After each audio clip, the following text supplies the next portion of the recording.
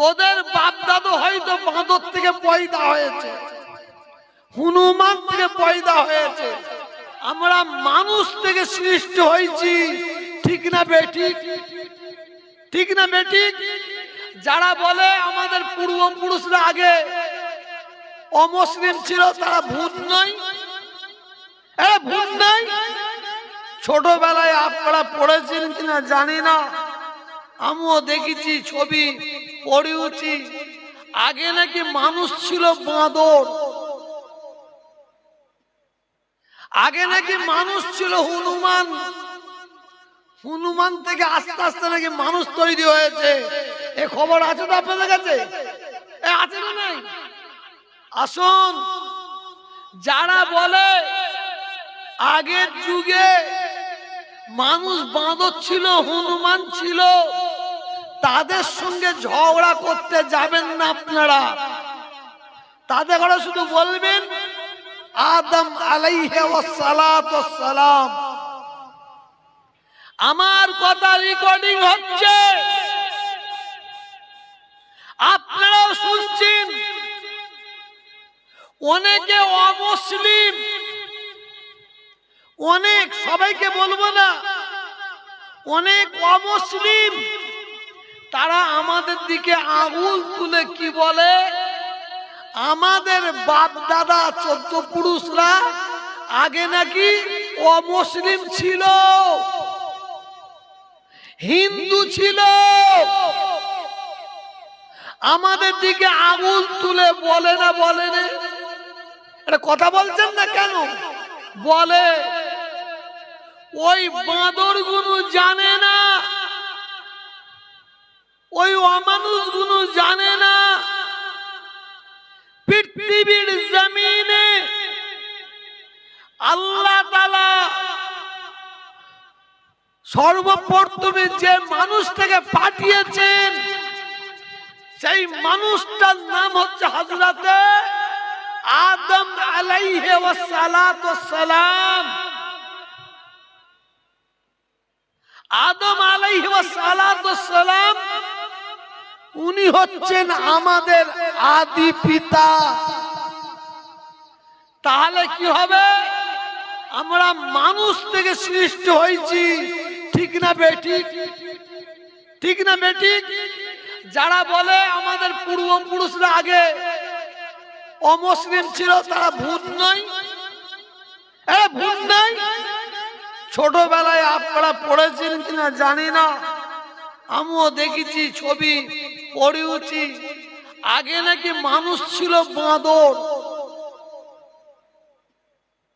আগে নাকি মানুষ ছিল হনুমান, হনুমান থেকে আস্তে আস্তে নাকি মানুষ তৈরি হয়েছে। এ খবর আছে তো আপনাদের কাছে? আছে না নাই?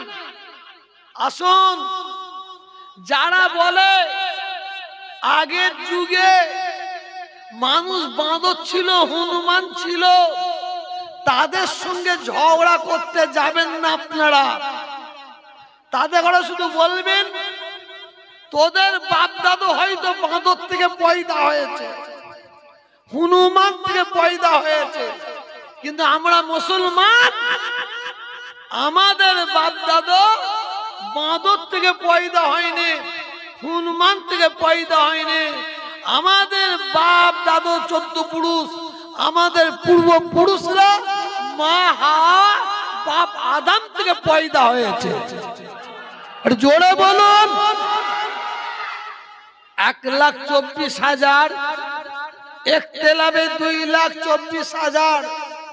যত নবী আল্লাহ পাঠিয়েছেন, আমার নবীর পরে অন্যান্য নবীগুলো কেমন, তারা কেমন নবী ছিলেন শুনবেন, শুনবেন। আসুন, আপনারা মনোযোগ দিয়ে শুনবেন। এক একটা নবীকে আল্লাহ তাআলা এক একটা এলাকার নবী করে পাঠিয়েছেন, এক একটা গোত্রের নবী করে পাঠিয়েছেন। আমার এলাকার যে এমএলএ, তার একটা দৌড় আছে, সে এইখান থেকে এই পর্যন্ত যেতে পারে, এর পরে আর যেতে পারবে না। কারণ এর পরে হচ্ছে অন্য এমএলএ যাবে। একটা এমপির তার একটা জায়গা নির্দিষ্ট করে দেওয়া হয়েছে, সে 7টা থানার বাইরে যেতে পারবে না। একটা এমএলএ একটা থানার বাইরে যেতে পারবে না। একটা প্রধান সে তার এলাকা ছাড়া পঞ্চায়েত ছাড়া অন্য এলাকার পঞ্চায়েতে যেতে পারবে না। একটা সদস্য সে তার পাড়া ছাড়া অন্য পাড়ায় যেতে পারবে না। এটা আমি বুঝাবার জন্য বললাম। আমার নবীর আগে যত নবী এসেছে এই পৃথিবীর জমিনে 1,24,000, ইখতিলাফে 2,24,000 নবী রাসূল পয়গম্বরকে আল্লাহ পাঠিয়েছেন। অন্যান্য নবীকে আল্লাহ এক একটা এলাকার নবী, এক একটা গোত্রের নবী করে পাঠিয়েছেন, ভাগ করে দিয়েছেন। আর আমার নবী আমাদের সকলের নবীকে আল্লাহ রাব্বুল আলামিন পৃথিবীর জমিনে যখন পাঠালেন, পৃথিবীর জমিনটার এই পৃথিবীর অবস্থাটা কেমন ছিল? অন্ধকার যুগ, অন্ধকার সময়, বর্বরতার সময়, আইয়ামে জাহেলিয়াতের সময়। সেই সময় আল্লাহ তাআলা আমাদের নবীকে নূরওয়ালা নূর নবী করে পাঠিয়ে দিলেন। জোরে বলুন, আর একটা মহাব্বতের সঙ্গে বলুন। আল্লাহর নবীকে পৃথিবীর জমিনে আল্লাহ আখিরি নবী করে পাঠিয়েছেন, ঠিক। কিন্তু মনে রাখবেন, আমাদের নবীকে আল্লাহ নবীদের নবী, নবীদের সরদার, নবীদের নেতা, নবীদের ইমাম করে পৃথিবীর জমিনে পাঠালেন। সুবহানাল্লাহ। যেহেতু নবী দিবস উপলক্ষে জলসা, আমি নবীর সম্পর্কে একটু আলোচনা করছি। মনে রাখবেন, নবী মানুষ, নবী ফেরেশতা নয়।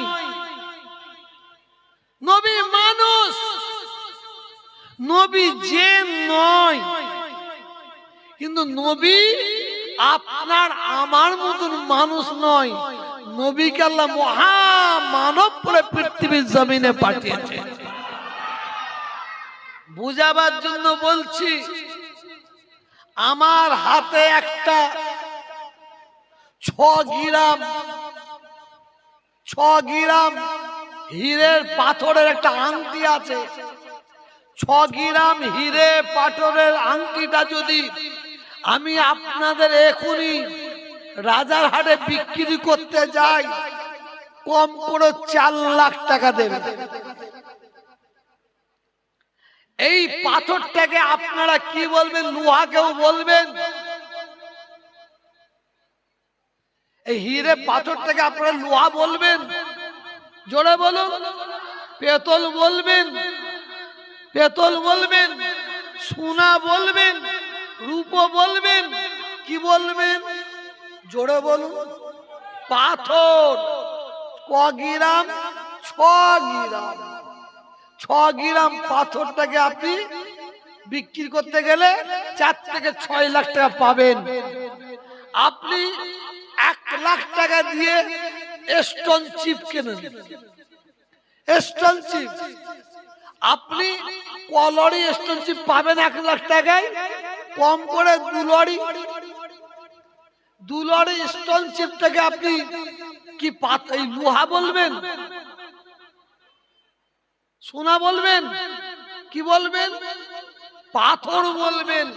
তাহলে হীরেটা পাথর আর স্টোন চিপটা কথা বলেন না। হীরে তো পাথর আর স্টোন চিপ পাথর। ইও পাথর। আমি কম করে বলছি, আল্লাহর নবী হচ্ছেন মানুষ, তবে আপনার আমার মতন মানুষ নয়। আপনার আমার মতন মানুষ নয়। এখনই আমি আপনাদের দেখাচ্ছি, এখনই দেখিয়ে দিচ্ছি কেমন মানুষ মুহাম্মদ। সকলে পড়বেন না? দরুদের ভাগ আছে, দরুদের ভাগ আছে। সাল্লাল্লাহু আলাইহি ওয়াসাল্লাম ইও একটা দরুদ। রাসূলের নাম শুনলে কি বলতে হবে, কি পড়তে হবে? দরুদ পড়তে হবে। এখনই দেখাচ্ছে আপনাদের মুহাম্মদ। জোরে বলুন মুহাম্মদ, মুহাম্মদ, মুহাম্মদ। খুদার কসম, এই যে আমরা বলুন মুহাম্মদ সাল্লাল্লাহু আলাইহি ওয়াসাল্লাম আমরা বললাম, এই আমাদের দরুদের নজরানাটা আল্লাহ এখনই এই মজলিস থেকে আমার রাসূল পাকের রওজা মুবারকে ফেরেশতার দ্বারাই পৌঁছে দিলেন। এটা জোরে বলুন, এটা জোরে বলুন। আমি বলছি আপনারা বলুন আসসালাতু ওয়াসসালামু আলাইকা। আমার সঙ্গে পড়ুন আসসালাতু ওয়াসসালামু আলাইকা ইয়া রাসূলুল্লাহ, আসসালাতু ওয়াসসালামু আলাইকা ইয়া হাবিবাল্লাহ, আসসালাতু ওয়াসসালামু আলাইকা ইয়া সাফিউল মুসলিমিন, আসসালাতু ওয়াসসালামু আলাইকা ইয়া খাতামান নবী, আসসালাতু ওয়াসসালামু আলাইকা ইয়া রাহমাতাল লিল আলামিন। আল্লাহকে সাক্ষী রেখে বলছি, পীরের বেটা বলে যাচ্ছি, জুলফিকারের বেটা, আল্লাহর কসম খেয়ে বলছি, আমরা কাকে সালাম দিলাম? এর জোরে বলুন, কাকে সালাম দিলাম? আমাদের প্রত্যেকের সালাম আমার রাসূল পাকের রওজা মুবারকে পৌঁছে গেছে। এর জোরে বলুন, আমাদের প্রত্যেকের গলার আওয়াজ আমার রাসূলের রওজা মুবারকে পৌঁছে গেছে। শুধু তাই নয়, আমরা নবীকে সালাম দিলাম, আমার রাসূল পাক সাল্লাল্লাহু আলাইহি ওয়াসাল্লাম মদিনার মসজিদে নববী রওজা মুবারক থেকে আমাদের সকলের সালামের জবাব দিয়ে দিয়েছে। এটা জোরে বলুন সুবহানাল্লাহ। আমাদের নবী হায়াতুন নবী, আমাদের নবী, জোরে বলুন, জোরে বলুন, হায়াতুন নবী।